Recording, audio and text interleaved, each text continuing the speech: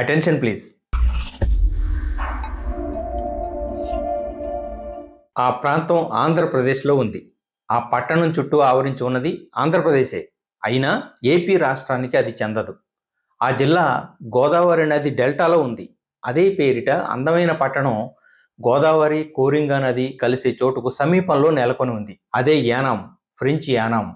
కాకినాడకు 33, అమలాపురానికి 32 కిలోమీటర్ల దూరంలో 33 చదరపు కిలోమీటర్ల మేర విస్తరించి ఉన్న యానాంలో జనాభా 2011 నాటి లెక్కల ప్రకారం సుమారు 55,000.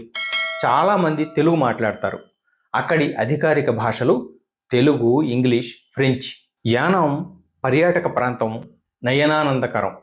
తూర్పుగోదావరి జిల్లా పేపర్లలో యానాం వార్తలు వస్తూ ఉంటాయి. విశేషం ఏమిటో తెలుసా? యానాం రాజధాని పాండిచ్చేరి. అది అక్కడికి 870 కిలోమీటర్ల దూరంలో తమిళనాడులో ఉంది. ఒక ప్రాంతం ఒక రాష్ట్రంలో, రాజధాని వేరే రాష్ట్రంలో ఉండే విడ్డూరం దేశంలోనే కాదు, ప్రపంచంలోనే ఇలాంటిది మరెక్కడ కనలేం, వినలేం. 1723 సంవత్సరంలో భారతదేశంలోని ప్రస్తుత యానాం ఫ్రెంచ్ పాలనలోకి వెళ్ళింది. ఆర్థికంగా పెద్దగా లబ్ధి చేకూర్చేది కాదన్న విరక్తితో ఈ కాలనీని ఫ్రెంచ్ వారు 1727లో వదిలేశారు. తర్వాత 1742లో మళ్ళీ ఆక్రమించి మొఘల్ సామ్రాజ్యాధిపతుల నుంచి ఒక ఫర్మానా ద్వారా అధికారం పొందారు. మొఘలులు తమ అంగీకారాన్ని ఇనాముల రూపంలో తెలిపారని, ఆ ఇనాం కాస్త పోను యానాంగా మారిందని చెప్తారు. 1954 సంవత్సరం దాకా యానాం భారతదేశంలో ఫ్రెంచ్ కాలనీగా ఉంది. ఆ సంవత్సరంలోనే జూన్ 13న అది డి ఫ్యాక్టోగా స్వతంత్రమైంది. 1956 మే 28న డి జ్యూరీగా, అంటే చట్టబద్ధంగా మిగిలిన ఫ్రెంచ్ కాలనీలతో పాటు యానాం ప్రాంతం యూనియన్ టెరిటరీగా, అంటే కేంద్రపాలిత ప్రాంతంగా ఏర్పడింది. మన దేశానికి 1947 ఆగస్టులో బ్రిటిషర్ల నుంచి స్వాతంత్ర్యం లభించింది.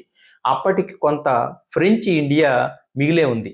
పాండిచ్చేరి, చంద్రనగర్, కారైకాల్, మాహే, యానాం ప్రాంతాలు ఫ్రెంచ్ వారి చేతిలో ఉండేవి.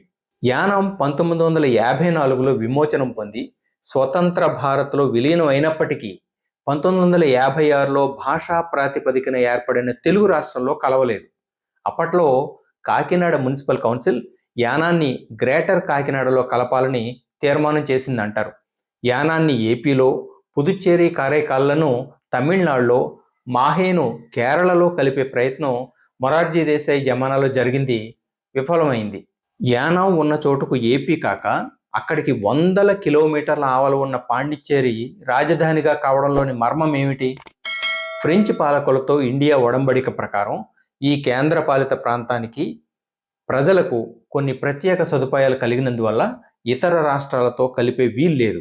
అందుకనే సుదూరాన ఉన్న పాండిచ్చేరి రాజధానిగా యానాం గోదావరి తీరాన యూనియన్ టెరిటరీలో భాగంగా ఉండిపోయింది. రాష్ట్రాలతో పోలిస్తే కేంద్రపాలిత ప్రాంతంలో కొన్ని పన్ను రాయితీలు ఉండడం వల్ల యానాంలో ధరలు తక్కువ. పక్కనే ఉన్న ఏపీతో పోలిస్తే యానాంలో లీటర్ పెట్రోల్ ధర సుమారు 12.5 రూపాయలు, లీటర్ డీజిల్ రేటు దాదాపు 10.5 రూపాయల మేర తక్కువ. బస్సుల రద్దీకి అదే కారణం. అలాగే లిక్కర్ కూడా యానాంలో చవక. అందుకనే అక్కడికి మందుబాబులు ఎగబడి క్యూ కడుతూ ఉంటారు. 15వ శతాబ్దంలో రాజమహేంద్రవరాన్ని రాజధానిగా చేసుకుని పరిపాలించిన తూర్పు చాళుక్య రాజులు యానాంలో వెంకటేశ్వర స్వామి ఆలయం కట్టించారు. ఆ గుడిలో విగ్రహమూర్తికి మీసాలు ఉంటాయి.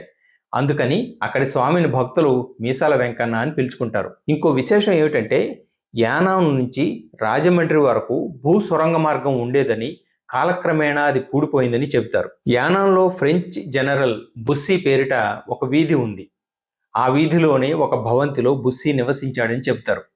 యానాం పట్టణానికి మొట్టమొదటి మేయర్గా శ్రీ బెజవాడ బాపన్నాయుడు వ్యవహరించారు 1880 ప్రాంతాల్లో, అంటే సుమారు 240 సంవత్సరాల క్రితం. వారి వంశీకులు ఇప్పటికీ అక్కడ బెజవాడ వారి వీధిలో నివసిస్తున్నారు. దేశంలో మరెక్కడా లేని విధంగా యానాంలో 26 అడుగుల ఎత్తున్న భారతమాత కాంస్య విగ్రహం దర్శనమిస్తుంది. ప్యారిస్ వెళ్లిన సందర్శకుల్ని మంత్రముగ్ధుల్ని చేసే ఈఫిల్ టవర్కు నకల్ను యానాంలో 45 కోట్ల రూపాయల ఖర్చుతో నిర్మించారు. అది టూరిస్ట్ స్పాట్. 300 సంవత్సరాల చరిత్రకు, ఫ్రెంచ్ తెలుగు సంస్కృతుల హృదయమైన మేళవింపునకు విశిష్ట ఉదాహరణ, నిలువుటద్దం యానాం. బంగాళాఖాత తీరానికి సుమారు 9 కిలోమీటర్ల దూరంలోని ఈ ప్రాంతం సందర్శించిన ఎవరికైనా అదో అందమైన అనుభవంగా మిగిలిపోతుంది. మరో అంశంతో మళ్ళీ మీ ముందుకు వస్తాను. This is Balu Ekkal Devara signing off. నమస్తే.